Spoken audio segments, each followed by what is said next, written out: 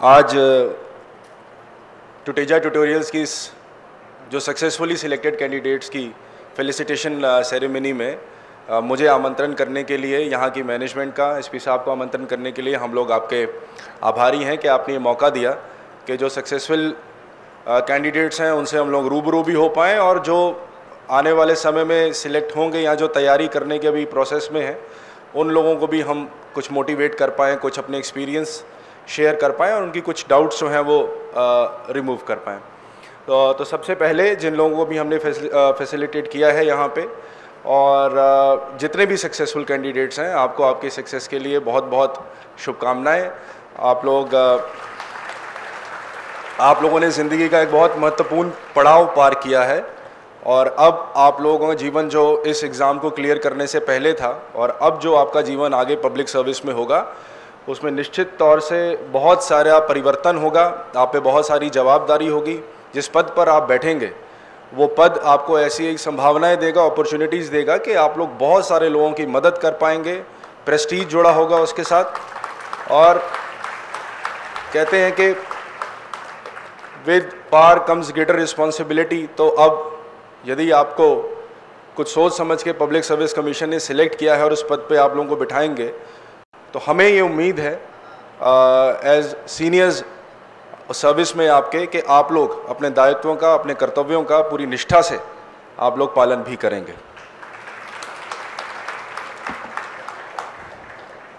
इसी के साथ में बहुत सारे स्टूडेंट्स पीछे बैठे हुए हैं और उनके जहन में क्या चल रहा होगा इस समय, एक आग कहीं ना कहीं, एक फ्रस्ट्रेशन कहीं ना कहीं आप में होगी कि हमारा कब समय आएगा, हम कब इस स्टेज पे जाएंगे, हमें कब ये मौका मिलेगा जब ये फंक्शन होगा। और मैं ये चीज़ समझता हूँ कि ये जो जीवन का समय है ये सबसे कठिन समय होता है। इसमें आप लोग भटक भी सकते हैं, कंफ्यूज भी हो सकते हैं और सही दिशा ना मिले, यदि सही सपोर्ट ना मिले तो पूरा जीवन बर्बाद होने की क्षमता भी ये समय रखता है। इसलिए सही गाइडेंस, क्लैरिटी अपने दिमाग में होना कि हम किस चीज़ में हाथ डाल रहे हैं, इसके रिजल्ट्स क्या होंगे और यदि हम सक्सेसफुल हुए तो आगे की जर्नी कैसी है और यदि अनसक्सेसफुल हुए तो हमारा प्लान बी है। ये सब चीज़ें दिमाग में क्लैरिफाई करके ही आदमी को रखना चाहिए और फिर चाहे यूनियन पब्लिक सर्विस कमीशन हो, चाहे पब्लिक सर्विस कमीशन हो, फिर ही आपको इसकी तैयारी की तरफ बढ़ना चाहिए।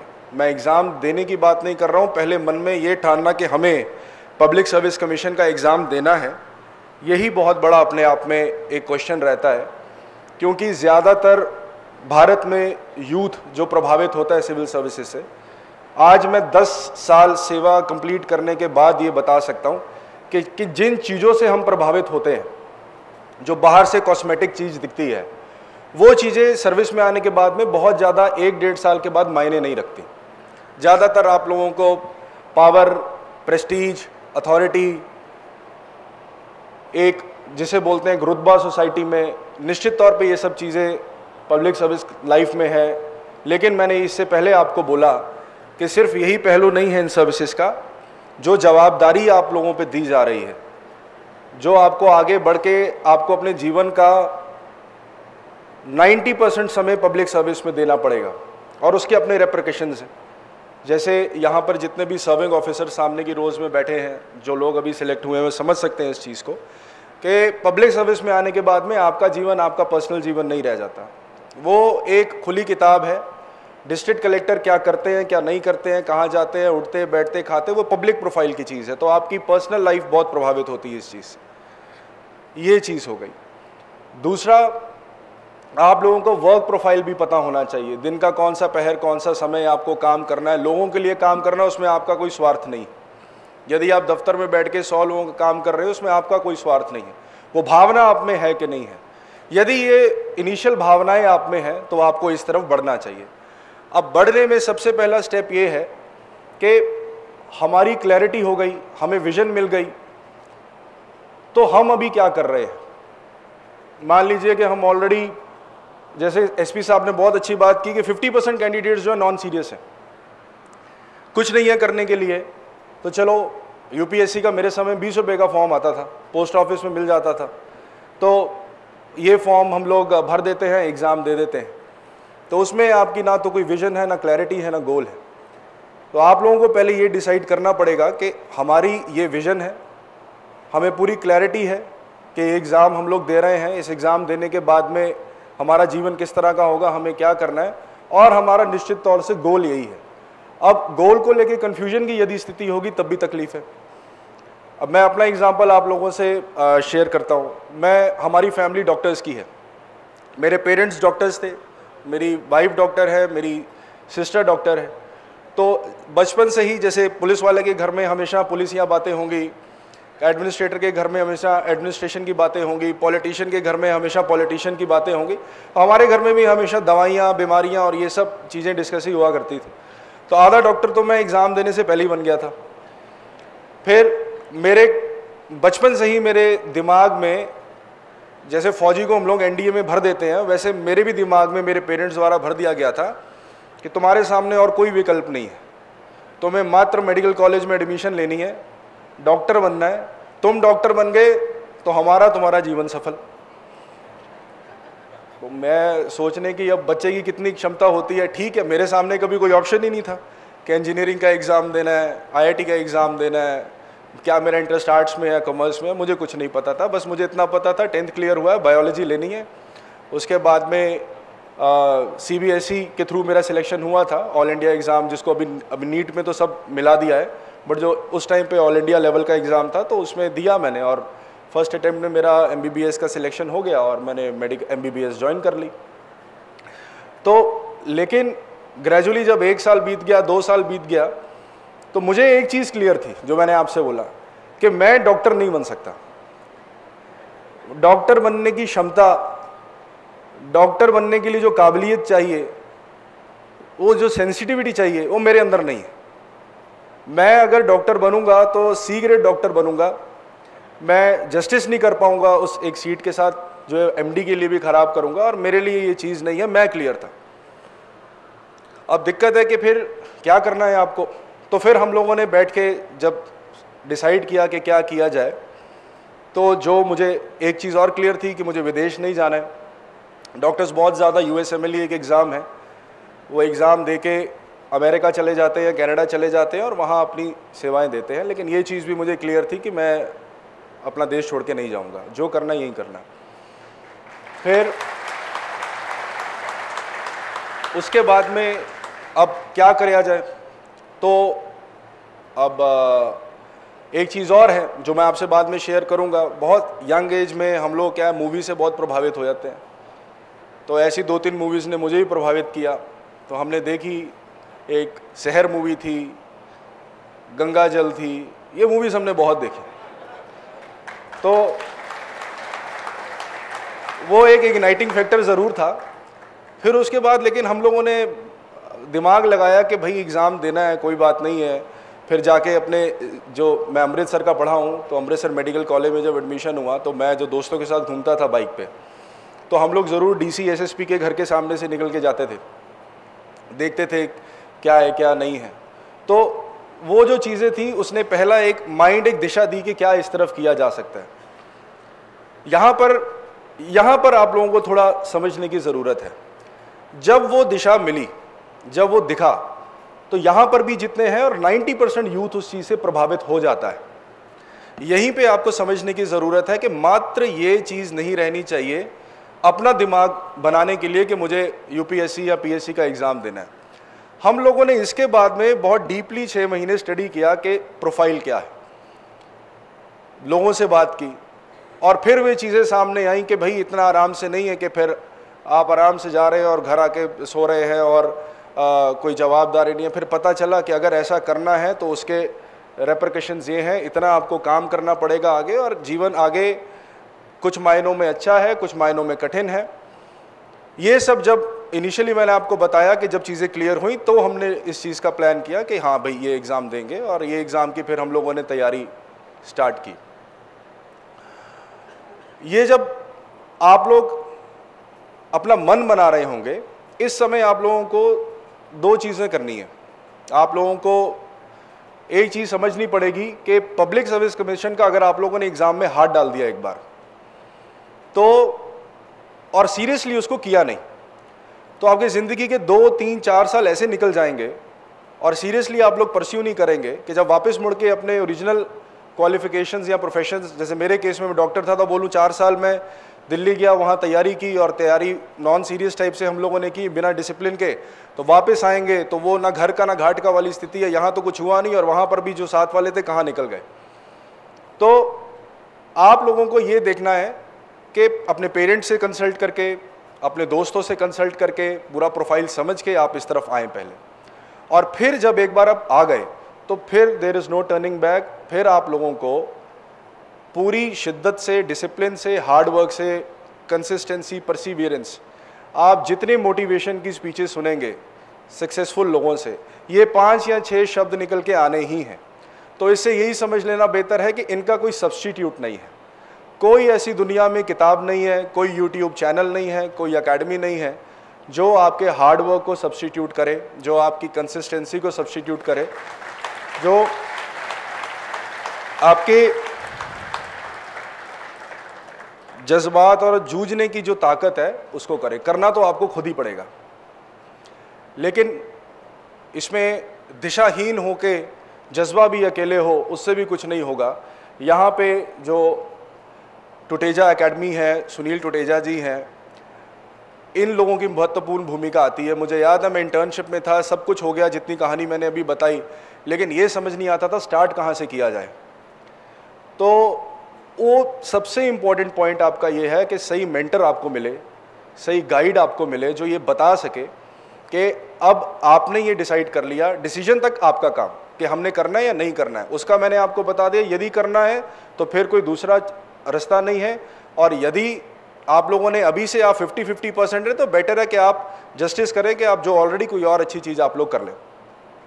तो यहाँ पे आपके मेंटर का काम आता है, और निश्चित तौर पे बहुत बढ़िया मेंटरिंग हो रही है। इतने सक्सेसफुल कैंडिडेट्स, हम लोग अभी बात कर रहे थे दिल्ली में, हम लोग वाजीराम एंड रवि के पढ़े हैं, तो वहाँ पे भी इतने सिलेक्शन मैंने तो कभी देखे नहीं है कि और आज भी हम उन लोगों को याद करते हैं। 10 साल हो गए मुझे सेवा में, लेकिन मेरे जो वहाँ टीचर्स थे, मैं मिल पाऊँ ना पाऊँ उनसे, लेकिन अभी भी दिल में जो रिस्पेक्ट उन लोगों के लिए है, जो गाइडेंस और जो मेंटरशिप उन्होंने हमारी की थी, वो that was the changing point. सबसे महत्वपूर्ण है, करना आपको खुद है, लेकिन कोच की भूमिका बहुत ज़्यादा इंपॉर्टेंट होती है। जब आप क्रीज पे जाएंगे, बैटिंग तो आप ही को करना है, सिलेक्शन के लिए मेहनत तो आप ही को करना है, लेकिन हम लोग जो कोच की भूमिका है, जो आपको गाइड कर सके, जब आप डाउन हो आपको उठा सके, वो वहाँ पर ऐसी एकेडमीज़ का, ऐसे मेंटर्स का बहुत ज़्यादा महत्वपूर्ण रोल होता है।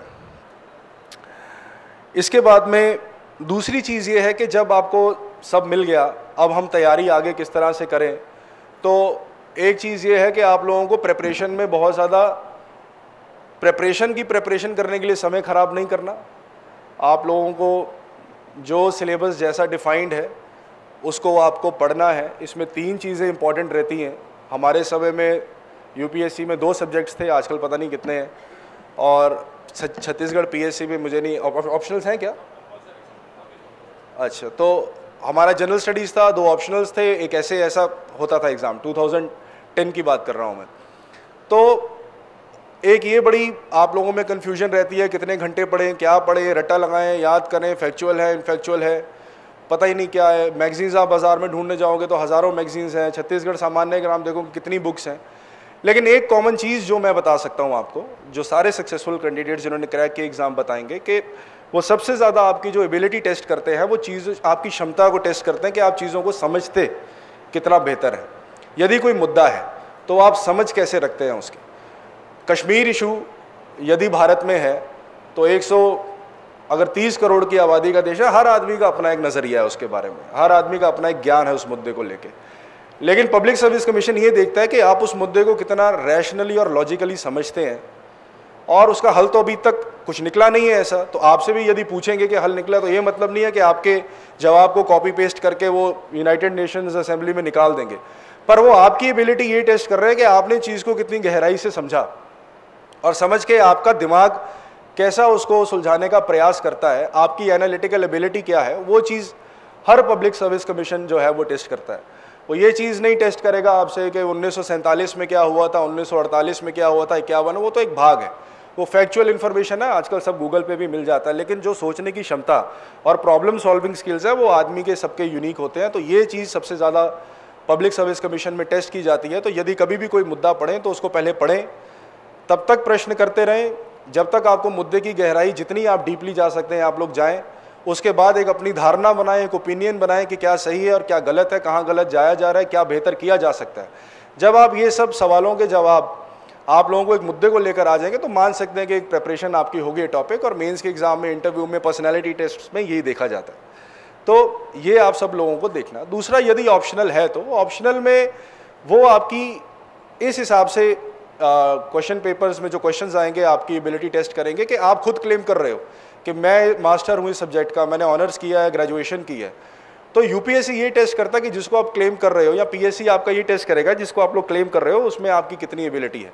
तो उसमें भी एक फॉर्मूला है कि जो भी चीज़ आप लोग पढ़े रट्टा मत लगाएं, आप लोग उस चीज़ को समझ के जितना कर सकते हैं विद अ क्लियर अंडरस्टैंडिंग क्या है क्या नहीं आप लोग करें और एग्ज़ाम दें। तो ये 2-3 चीज़ें आपको मेंस में और प्रीलिम्स में, नॉट प्रीलिम्स, आपको इंटरव्यू में बहुत ज़्यादा आप लोगों को ये हेल्प करेंगी, आप लोगों को ये एग्ज़ाम क्लियर करने के लिए।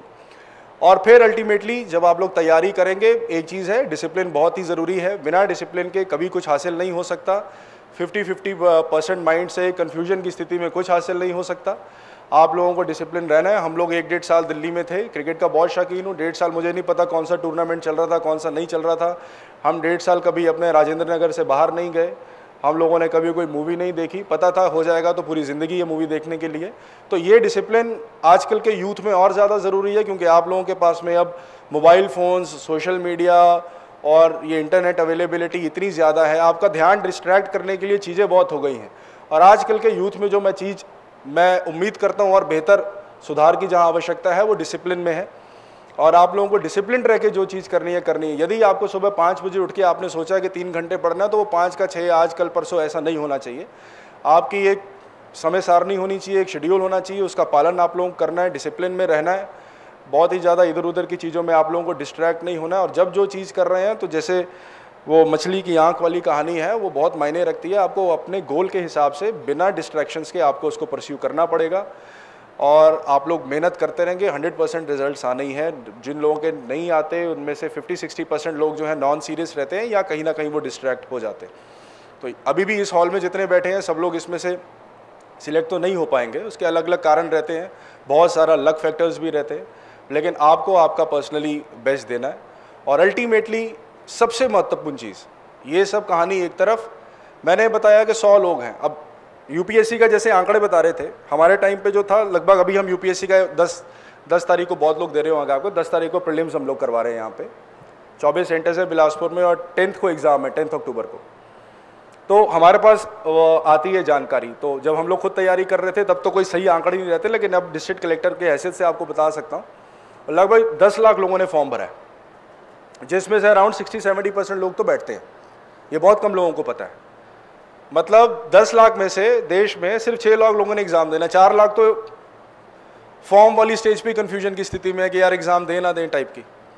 चलिए अब 6 लाख है, 6 लाख में से ऑल इंडिया सर्विसेज हैं, IAS है, IPS है, फॉरेन सर्विसेज है, ये सब पद भी आप मिला दें तो कुल मिला के मुझे नहीं लगता 200 से ज़्यादा है। तो आप 10 लाख और 200 का यदि परसेंटेज वाइज कैलकुलेट करेंगे तो वो 0.07, मतलब 1 लाख में 7 लोग जो अभी भारत के अंदर जो अभी स्थिति है आधिकारिक, तो 1 लाख में 7 IAS बनेंगे, 1 लाख में और 7 IPS बनेंगे। अभी फिलहाल ये स्थिति है। ये इस कंपटीशन से आप लोग डील कर रहे हैं और ये कंपटीशन ही इस एग्ज़ाम को सबसे टफ बनाता है। यहाँ पर भी 3.25 करोड़ की आबादी है छत्तीसगढ़ में और पदों की संख्या भी कोई बहुत ज़्यादा नहीं है। डिप्टी कलेक्टर्स, DSP हम लोग देखते हैं कितने आ रहे हैं, ऑलमोस्ट वही परसेंटेज वाइज आपका आएगा कि वो है।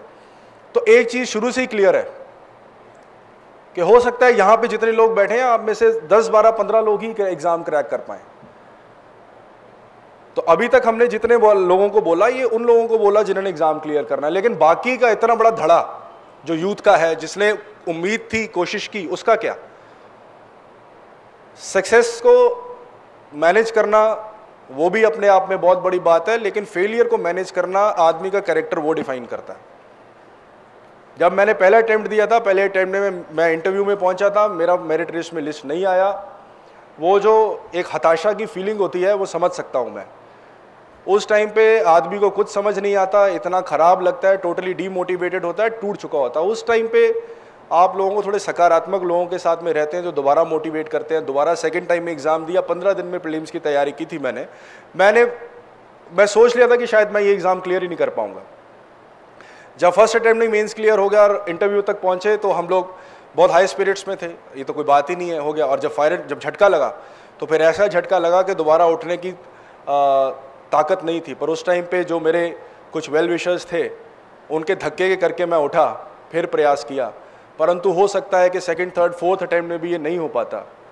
तो अब आपका आने वाला जीवन कैसे जीना है उन स्टूडेंट्स को, वो बहुत इंपॉर्टेंट है।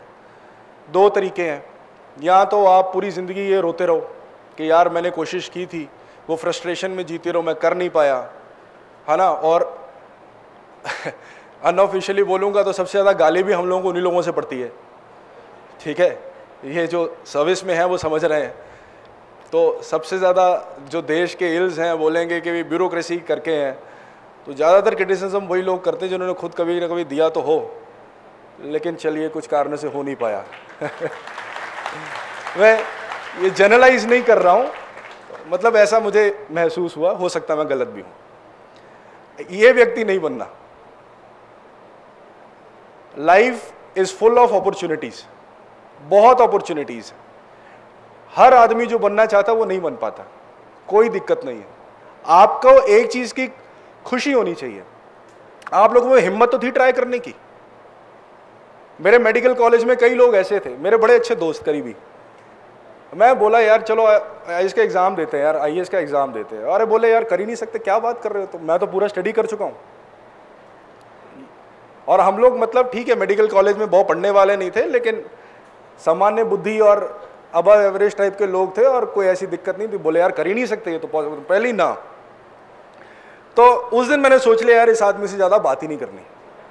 तो पहले ही ना करी जा रहे हो, ट्राई ही नहीं किया आपने। वो आदमी नहीं ट्राई किया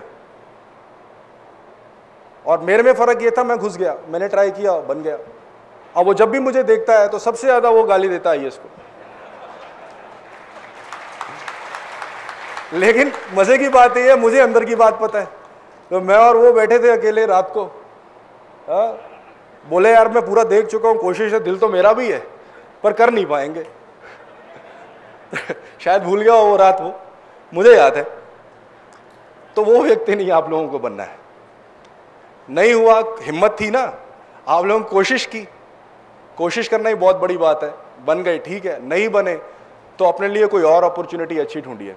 सकारात्मक पॉजिटिव सोच रखिए, ऑप्टिमिस्टिक बनिए।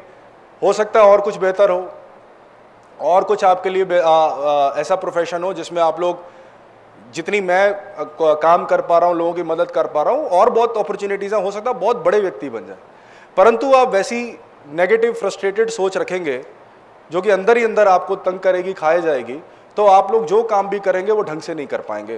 तो इसीलिए मैं बोलता हूँ जब इस चीज़ में घुसना है, जो सब पीछे बैठे सुन रहे हैं मेरे को स्टूडेंट्स, तो मान के चलना है कि फेलियर भी आ सकता है, लेकिन वो फेलियर तब आए जब आपने अपना पूरा 100% दे दिया। इसका कोई मंत्र नहीं है कि हम लोग सब बन ही जाएं, पॉसिबल नहीं है। बहुत लिमिटेड सीट्स हैं, आप लोग मेहनत करें, बेस्ट ही सिलेक्ट होंगे। जितनी चीज़ें मैंने बताई, जब उस चीज़ पे सब बेस्ट आदमी होगा वही सिलेक्ट होगा। लेकिन इसका ये मतलब नहीं है कि आप लोगों में कुछ कमी थी। ये एग्ज़ाम बहुत wide variety of personality choose करता है। अब हमारे साथ, मैं खुद मानता हूँ इस चीज़ को, हैरानी होती कि जब हम लोग दिल्ली में रहते थे, 4 लड़के रहते थे, वो तीनों मुझसे ज़्यादा इंटेलिजेंट थे। उनसे मैं जाता था उनके पास चीज़ों को समझने के लिए, ये कैसे होगा कैसे नहीं होगा। तीनों का सिलेक्शन नहीं हुआ, लेकिन मुझे मालूम है कि कुछ चीज़ों में वो बहुत ज़्यादा मुझसे ब्रिलियंट थे। हो सकता है मेरी पर्सनैलिटी का कोई और ट्रेट पसंद आया हो यूपीएससी को, तो हम लोग इस तरफ आ गए। It is just a job, ऐसी कोई बात नहीं है, और बेहतर भी हैं। तो हम लोग अगर नहीं कर पाते, प्लान बी आपका होना चाहिए कि हम लोगों को क्या करना है। उस टाइम पे आप निराशा में जिएंगे तो पूरा जीवन आप लोगों का खराब हो जाएगा। तो वो हिम्मत भी अपने अंदर रखनी है, वो दिन आ भी सकता है, पर नकारात्मक नहीं होना और कंफ्यूज नहीं होना। ये एग्ज़ाम अगर क्लियर करना है तो आप लोगों को अपना 100% आप लोगों को देना ही पड़ेगा।